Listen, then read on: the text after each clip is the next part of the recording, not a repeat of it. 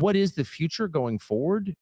Clearly, this is a huge change. Like nothing like this has ever happened in right-wing, libertarian, conservative, whatever this is on the right politically. And this is a break. And I would just say two things. One, clearly this coalition can't hold together, obviously. But the core idea of MAGA, which is America first, it's this really simple concept.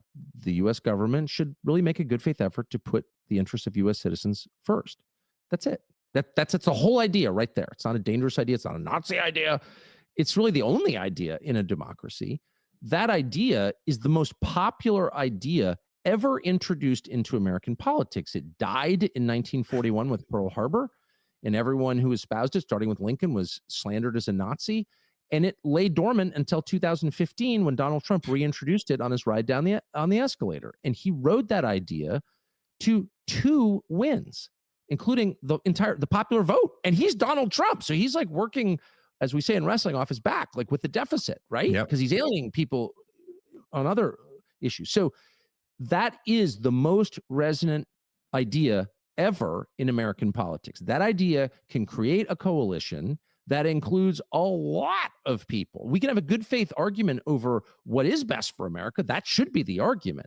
But most people would not argue with the intent, which is to help American citizens. So you could create a much bigger coalition with a ton of disaffected Democrats. Some are hardened and they're vested in the system, and they're getting a lot out of identity politics and machine politics, and they're never going to leave. But there are a ton of Democratic voters who will join you in that. And you saw glimpses of that in the last election, where a lot of Black voters, traditionally Democrats, voted for Trump. Why? America first. That's why. And so you can make the coalition a dominant generational coalition very easily if you stick with that idea. That's the first thing. The second thing is you should be forgiving always. Things are being said right now that almost seem like they can't be forgiven. They're exhortations to violence. Clearly they are, et cetera, et cetera. Slander of a kind that's so severe. Like, how do you get past that? I think we should force ourselves. I interviewed Nick Fuentes to attack my wife and my son and my dad. He can attack my dad. And I interviewed him anyway. I choked it back and I thought to myself, I want to hear this, and I'm just going to I try to make myself do that. So if tomorrow John Podhoretz is like, or whomever I'm mad at, right? People I used to know are calling me a Nazi, is like, you know what? I don't think he's actually a Nazi. Like, let's have a real conversation. Let's do the best for America. They should all be accepted. I don't think we should have permanent enemies who are American citizens. I don't, because I think the whole idea of it is we're united by citizenship, our common Americanness. Everybody's welcome, even if we hated each other 20 minutes ago. And Glenn Greenwald, I hated Glenn Greenwald. Now I think he was one of my favorite people in the world, not just politically, but personally. Like, forgiveness is essential. People change. Allow for that. Don't draw permanent lines in the sand where it's like, I hate you and I will hate your son too. Like, that's non-Western thinking. We don't allow that. Okay, I know I said you would have the last word, but I just got to say, because that just actually really inspired me. That is like really so important, so beautiful. So, and I'm going to actually try to live that a little bit right now, because you had mentioned earlier in the show, and I was even thinking about it when you mentioned it, like Alex Berenson, who like I've been a bit upset about because I think he was, pretty shitty to me. But even as you say it, Alex Berenson got one of the most important issues that ever faced this country completely right, and he got it right when it mattered the most, and when it took the most courage to do it. And I will say this about him: you'll always have that. No one could ever take that away from you. Not everybody has an example of a story like that. So I'll show a little bit of grace there. And then just one more quick thing before, and then we can wrap up. But because just thinking about this, it does seem, and maybe this is even one area where I would almost agree a little bit with the spirit of what some of the people who are so upset with me and so upset with you, really upset with you, have been saying, is that they say, hey, there's a real danger here that this could crack up the coalition, and then the Democrats, who seem to be, just the most unpopular political party in many centuries right now, then this is the thing that could give them a path back. And I will say, hey, we agree. I think there's a real danger about that. You know, I saw what Joe Biden tried, not Joe Biden, but, you know, I saw what the progressive Democrats tried to do when they had Joe Biden in there. They tried to pass a ministry of truth. They tried to get that OSHA bill to regulate every midsize and large company in the country and force them to get the jab. Luckily, like, the court struck that down, but the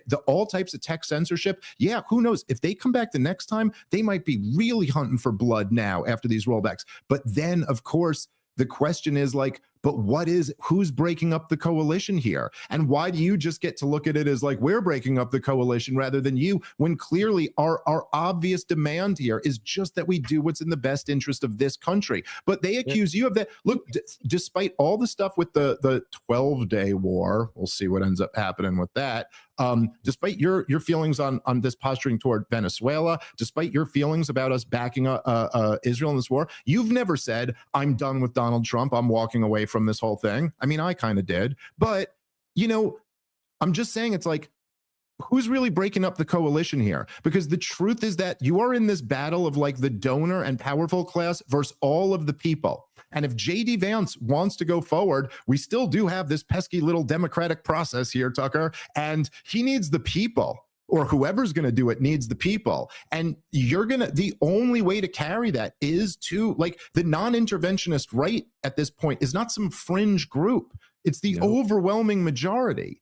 You know, like, the rejection of the neocons and the forever wars and the America First thing, like you said, is that, so the only reasonable thing to keep the coalition together is to get on board with America First. I don't think that's an unreasonable demand, and that doesn't mean get on board with any type of bigotry or Nazism or anything like that. Just all the stuff me and you have been talking about here today. This country comes first. And I say this, I'm Jewish, but you know what?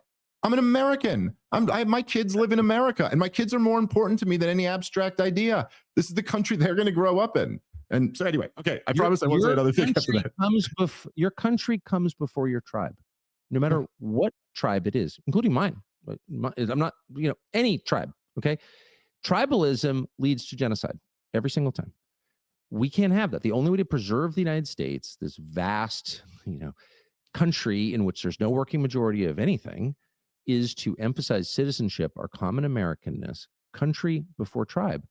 And the overwhelming majority of Americans want that and can accept it. And anyone who can't accept it can have their own political party, which will not get a majority of anything ever. It's just kind of that simple. And I'm just grateful that we can have this conversation openly for the first time.